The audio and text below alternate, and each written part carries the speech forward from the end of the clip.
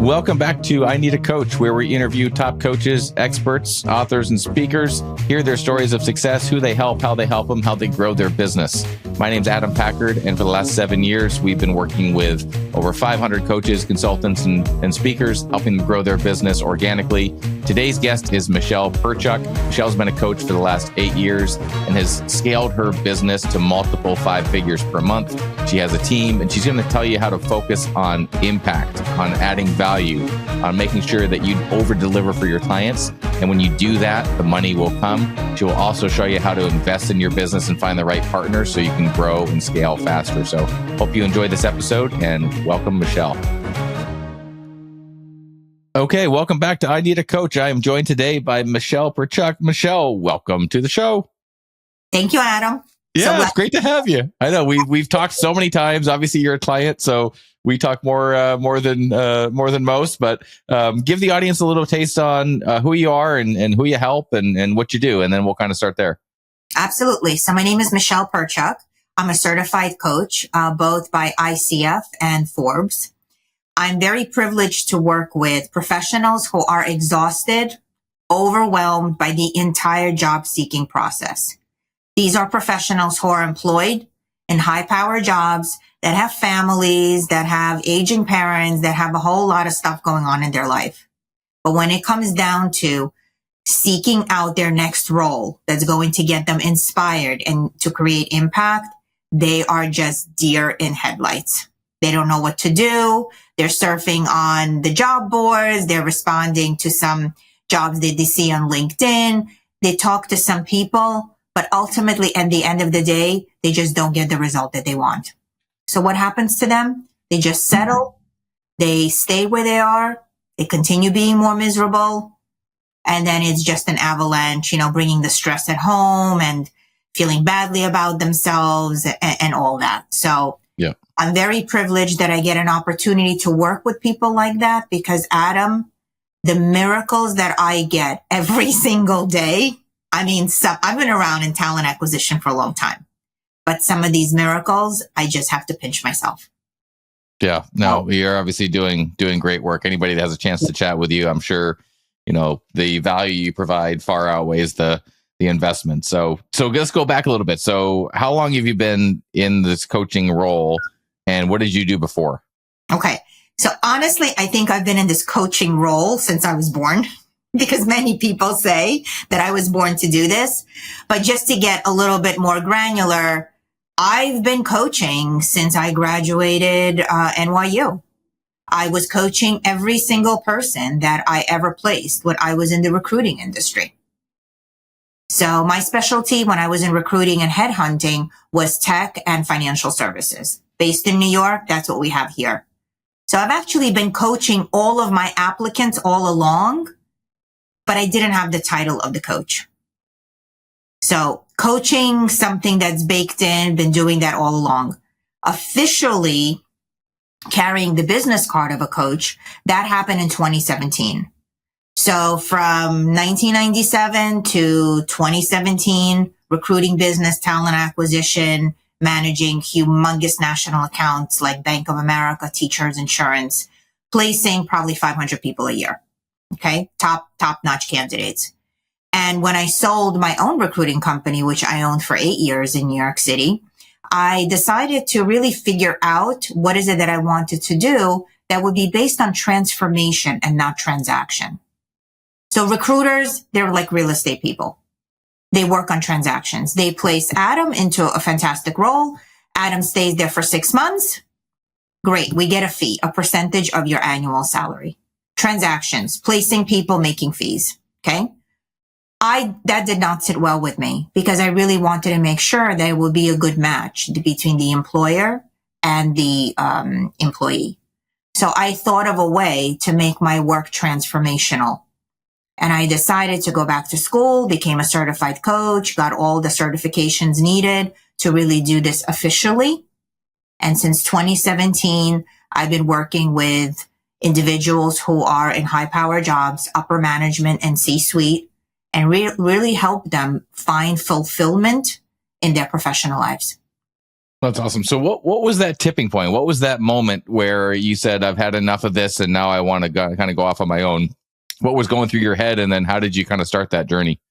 So the tipping point was where, it was probably a message that came from the universe where a couple of high power people I placed just all in 1 month called me and said, Michelle, I'm not a good fit here. I'd like to leave.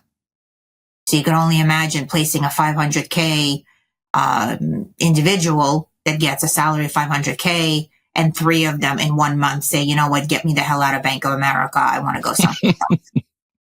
So maybe I should have done the homework beforehand. Maybe this person really needed coaching. Listen, you could always blame somebody. Always employees are always blaming the employers. But you know what? It takes 2 to tango.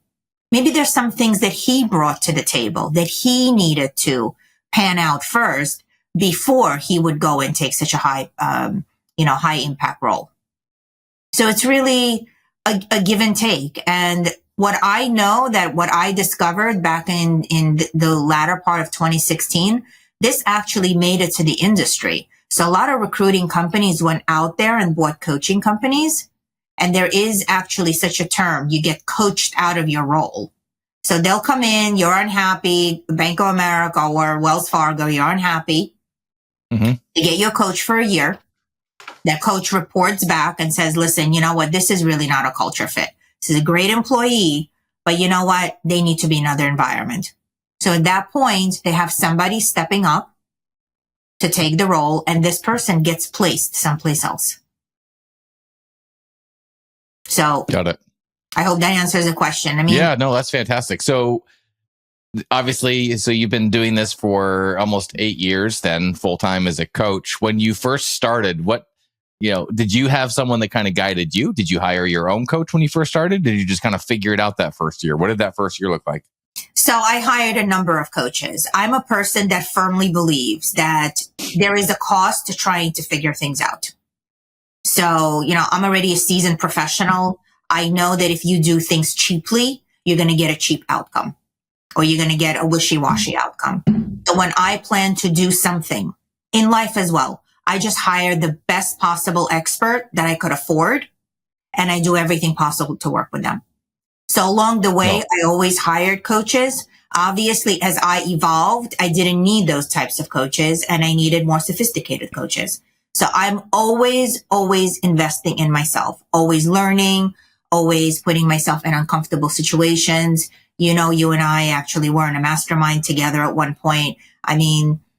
You only grow when you inflict challenges on yourself. I'd rather do this to myself than the world do it to me. Yeah. Yeah. And there's a lot of lessons in there. You know how many coaches I talk to on a daily basis, and a lot of them come from the corporate world and they start their coaching business, and there's a lot more that goes into it than just finding leads, right? That's part of it, right? But there's so much more, and the fact that you realize that there are people that went before you and have done this and can kind of show you the ropes. You're basically, trading time for money, right? You're going to accelerate your process, accelerate your business, and you and I are both on the same page with always investing in ourselves. I always had the thought that if I saw a book, a seminar, a training program, a coaching service, if I saw something that I thought could help me grow my business and grow personally, I always invested in myself. And, it's always paid off. Now, some investments are better than others. But unless you kind of take that risk, then you don't know what is on the other side of it. So would there be anything different you would do over now, looking back over the last 7-8 years, of kind of where you started and where you are now? Would that, might be helpful for people that are kind of in their first year or two of coaching? No, because even the mistakes that I made, I'm glad I made those mistakes because they helped me grow and they helped me get to this point.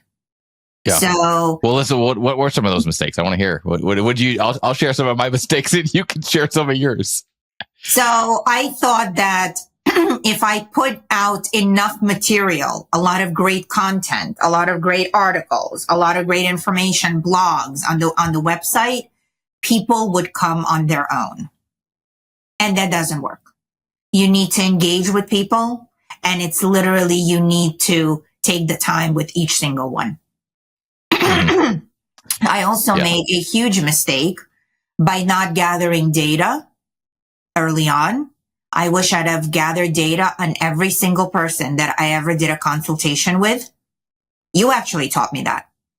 You taught me to have a spreadsheet and have the person's name, contact information, and the reason why they bought and did not buy, and what was the source of where they came from. I wish I would have had data like this early on. But you know what? That kind of data, it's like pre-pandemic, then pandemic numbers, which were, out of the ballpark. And now it's really a real environment. So along the way, I needed to get rid of some bad habits. I needed to learn how to do everything by myself before I would actually hire a person to do it for me. Before, when I was an executive, I thought, you know what? My admin will do that. It doesn't work like that. You need to know what the admin does so that you could do much better in qualifying a person when you hire them. So I know how to do everything in my business. So if anything happens, there is no interruption. Right. Oh, it's so smart. I mean, so some of the mistakes I made when I first started doing this, I kind of jokingly laugh and say, anybody that had a credit card and a LinkedIn account, I would tell them I could work with them. I didn't have an audience. It was literally anybody if your audience is on LinkedIn, I might be able to help. And I would just figure it out as I went. And I also was locking people into a 12-month agreement out of the gate. And I was looking back, I'm like, they don't know me. Why would they want to sign up for a year with someone that, could help them, might not help them? Who knows, right? So those are some of the mistakes I made. But from the very beginning, I was very diligent on tracking, on making sure that, any effort that I did on the outbound side, I would keep track of everybody so they don't fall through the cracks. And that's kind of been one of my secrets of success is it's simple to do, but it's easy not to do, right? Follow up and keeping in touch and nurturing relationships. But you're 100% right in that you can't just post content and hope people see it. And I kind of equate that to if you're at a seminar and you're the person selling books and tapes in the back of the room, you're hoping people come up and see it and buy something from you. Whereas you and I both know you have to get out and start conversations, create that engagement, and focus on if I need to meet this person, instead of hoping they come up and see my content and message me, I'm just going to reach out, shake their hand and see if I can be of service to them. Absolutely. But you and I both know there's a right way and a wrong way to do that too, right? A lot of people do that the wrong way. So, that's awesome. So give us a little snapshot of where the business is at today and how it's transformed over the last 7 or 8 years. So sometimes I look at the business today and I can't believe it. So I keep a calendar on my desk written, I'm a little bit old school. And I mean, I obviously have my automated calendar, but I just like to see, get a snapshot of everything that I've going on and be able to erase, And I used to dream to have 6 or 7 clients a day where all those boxes would be filled in. I'm at that point where they are. And it was encountered growing pains. I know the mistakes that I made. I've learned, but it's actually the minute that it became all about helping people and giving them my system that's going to get them to where they want to go, everything shifted. Yeah. Before, it was actually more about me selling all of my coaching hours because I identify all the hours that I have for the week. It was all about filling up my calendar. It was really all about me. The minute that I shifted and decided to keep doing this to save and rescue people, everything changed in my business. So just to give you an idea, I've doubled my numbers from 22 into 23 because I finally closed off that year.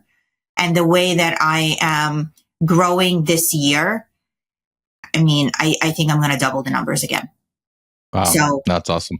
Not really even focusing so much on the numbers, really focusing on the number of lives that I could impact. And obviously building my program, which, you know a little bit about that, building the program, giving people the ability to actually do the learning on their own, front load all of the knowledge. And then if they need to support, then they get, world-class support from me. Before, I was just doing the same thing over and over again with people. Yeah. I also brought in people into my business that I could partner with. So, a big portion of my work is actually resume, because the minute that you decide what your dream job is, we now have to put together a resume that talks to that dream job. It doesn't talk about like when you were a customer service rep 50 years ago. So this rebuilding of the resume, I finally was able to find a company that works with me and with my clients and really helps them to translate that story onto paper. Yeah. Which is essential, because I used to write the resumes with my clients. Oh yeah. I mean, just like looking back at your track and my track, because we've been about the same number of years in the business, right? I'm about 7 years doing what we're doing. And in the beginning, of course, I was doing it all myself. You were doing it all yourself, because you have to learn the skills before you can find someone that can do them for you. And I think, I think you're a little further ahead, and we can talk about this in terms of you've kind of gotten to the point where in order to grow and scale your business, now you started to invest in advertising, which we aren't at that point yet, because most of our work still comes organically and through referrals. But I like to kind of, look at that and say, okay, at what point did you realize that you're kind of doing as much as you can through one channel and now you need to expand? And maybe talk about who you have on your team and when did you bring in your first team member and what did that look like and kind of where that is today? Okay. So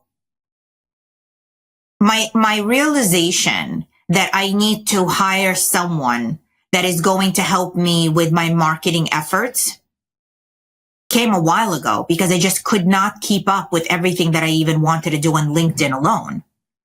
Forget about, some other platforms that I'm experimenting with.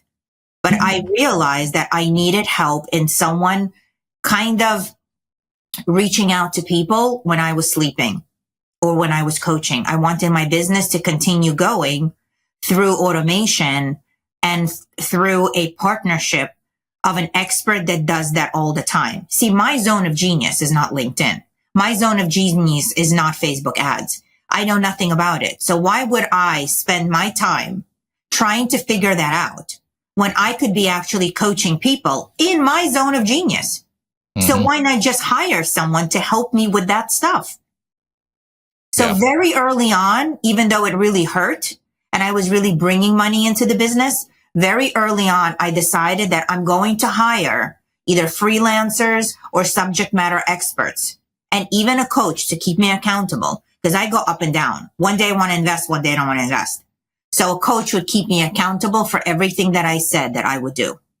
Mm-hmm. Why do you think a lot of coaches don't do that, though? It's baffling to me when I talked to a coach 2 years ago and I talked to him again today, and they're at the exact same spot. It's like they're trying to all do it themselves. They're not finding people that can help them grow it faster. Maybe they're happy with where they are, but it just baffles me that people like I invest in resources and coaching and people that are experts in certain areas that I'm not, because why would I spend hours and hours like the podcast?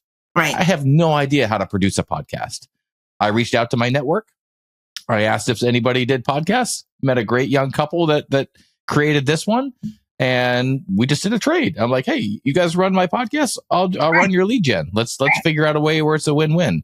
Exactly. But I don't understand why most people don't kind of look for those partnerships and find those right mentors and guides that can help them get where they want to go faster. I mean, you're a testament to when you do that, now your team is growing. So how many people do you have on your team now? And I know it's not all you. So whether they're 1099 or whether they're just freelancers. So I have 2 people helping me as freelancers, but at this point, these freelancers are 40 hours a week. So they're not my employees. I really never want to do that. I want to be able to scale that way by getting freelancers involved. So I have 2 people helping me full time now, and I'm probably going to be ready for a third by the end of the year or beginning of 2024. That's awesome. Now, how many clients are you bringing in monthly? Average. So my capacity, I'm at capacity. So my capacity is to finish up all my clients and bring in 10 new. So I'm there. Got it. Last month it was 9. This month is actually going to be 11. So I'm always selling 30 days in advance. And I'm always looking at the hours that I could dedicate. But the more I enroll people into my program, the more people I'm going to be able to save. So you asked me a question, why do most coaches hesitate and they give you resistance of hiring, let's say, somebody that's a LinkedIn expert or Facebook or virtual assistant and whatnot. First of all, many coaches never had their own business. This is not my first rodeo. I had my own recruiting business for almost 10 years. I know that it takes an army to have a successful company. It takes an army. You need all kinds of people to help you. You cannot do this alone. And also coaches that feel that they could do it on their own, they're not connected to their impact and their passion and purpose. Because actually coaches that want to do it on their own, and if they have a high specialty, they're actually being selfish by not getting their genius out to help more people. Mm-hmm. And they don't understand that. It's all in the mindset. Yeah.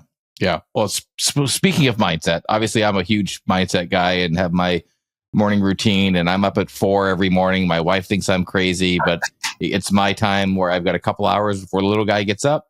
Sure. Before my wife gets up. What do you do in terms of working on your mindset? Because you said it yourself, you have days where, and we all do, where things are going great and we're all happy. And then all of a sudden we have a dry spell and, our emotional activity goes down. So how do you kind of manage that and work on your mindset and kind of get in the right space to kind of feel like you can achieve what that next goal is for you in your business? Okay. So that's a 5-hour podcast to talk about and everything that I do. But let me start from like the 30,000 foot view. To me, everything is routine. Monday through Friday, I literally run a military routine on myself. I wake up around 5:30, half an hour instead of pressing the snooze button. I actually have a piece of music that I listen to that was actually developed for me based on my energy flows. And this piece of music is almost like a prescription for your cold. It calms me down and gets me balanced on a molecular level. Then I get up, I do my gratitude journal. I mean, at this point, I'm like 1 page of things I'm grateful for, 1 page of aspirations, talking about all the amazing miracles that my clients witness because of the work we do together. Have my coffee, go to the gym. Come back from the gym, organize, get ready for the day. My day starts at 11 a.m. From 11 to 8, I literally go nonstop. Maybe 5. Really? Yes. Maybe 5-minute breaks. Small break to eat. Like if I'm on a webinar, I'll just eat while I'm on the webinar. Yeah. And then once I'm done, 8 o'clock, I'm done. The technology gets locked up in this office and I go into the rest of the house. I'll have a light bite to eat. Maybe I'll read. I really don't watch TV unless I have a favorite show that I'm watching. And 9:45, I'm in bed after a warm shower, reading, reflecting on the day. Just my eyes close and my eyes open up back again at 5:30 a.m. That's awesome. No, that's discipline right there. That is key. Having that routine, and again, it doesn't work for everybody, but that seems to work very, very well for you. So, Yes. So what's the next goal? Obviously, you're the type of person that's always planning for what can you do next? How can you grow? How can you make more impact? How can you help more people? Is the next goal to bring on some other coaches that can help you and kind of free up your time a little bit so you don't have to be involved in the day to day? Or do you love it so much that you just want to keep doing what you're doing? Oh, I love it so much. I want to keep doing. I don't think, first of all, I don't know who would agree to be coached by anybody else in MTV coaching but me. I mean, it's not because I have a big ego, not at all. It's because everybody wants the wisdom that they get from the coaching sessions with me. Will I bring in assistant coaches? Probably, to take out a little element of the engagement, maybe to run the QA calls. But before I do that, what's coming next is actually, and it's happening already, is building a community. So I have a very large community of MTV coaching alumni. All of those alumni since 2017 have slam dunked into dream jobs, have maybe come back and already got their second dream job with me. Okay. Those people are drinking my Kool-Aid. They're ready to help with a phone call. They're ready to jump on a call with somebody that's struggling with coming up with their dream job or their objective. And I'm finally bringing them all together on my Q&A calls. People are connecting. The next step, which I am hoping to launch, that's going to be called the Dream Job Nation. Right now, the Q&A call is really the Dream Job Gang. But when I launch it to be the Dream Job Nation, I'm going to make that a subscription service. So it's actually going to be a small fee to be part of the community that you're serious about, that you're vested in. You want to help people because someone once helped you. And you will be there to network with intention. Adam, through my coaching career, I have been part of a lot of networking groups. 99.9% of them are a waste of time because people go in there without an intention. But if people have been through my program and have been coached by me, then we're all in the same mindset and we're all there to help each other. I mean, obviously there's going to be somebody that's going to try to take advantage. And you know what? That's where I need to have, strict rules and, they're going to have to be spoken to. But ultimately, I like to think that most people wake up in the morning to be good people. They want to help each other, but you got to make it easy for them to help you. Yeah.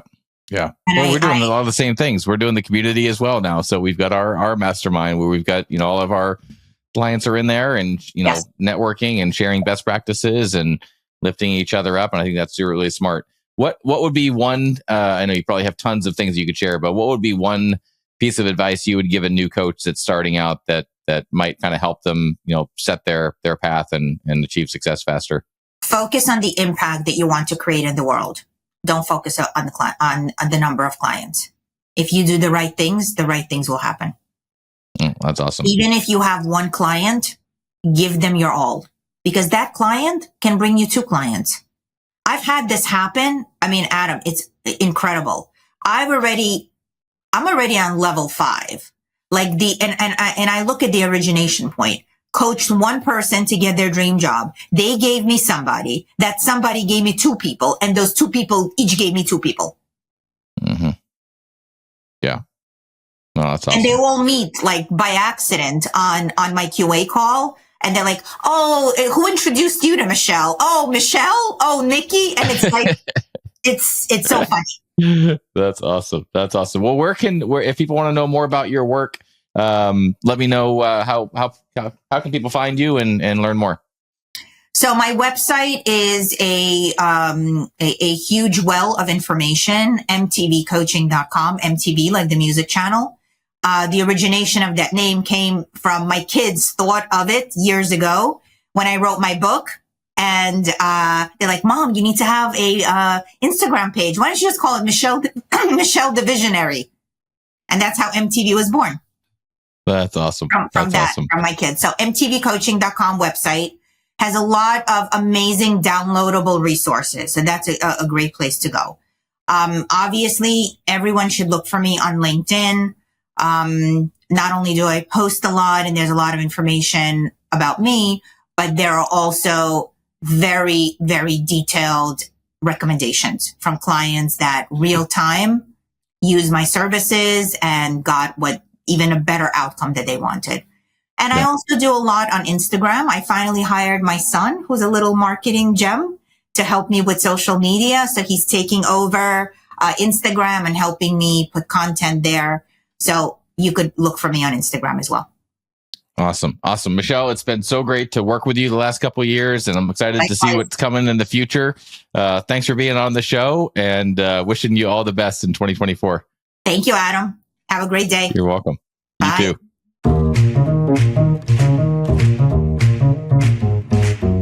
Thank you for joining us on this episode of I Need a Coach.